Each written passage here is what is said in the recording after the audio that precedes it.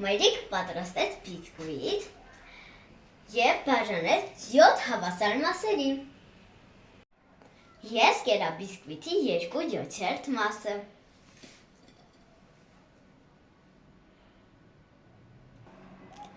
Իսկ իմ եղբայրը կերավ բիսկվիտի 1/7 մասը։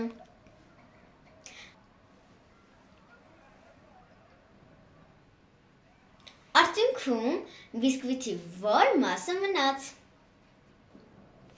Ասեմ, որ շատ համեղ էր բիսկվիթը։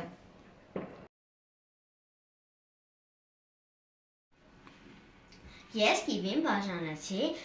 6 հավասար մասերի։ Ես կերա կիվիի 1 կտորը։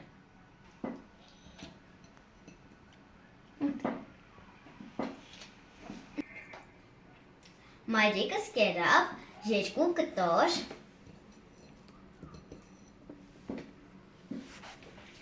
իսկ եղբայրս կերավ 1 կտոր։ Արդյունքում, քանի կտոր կերանք մենք միասին։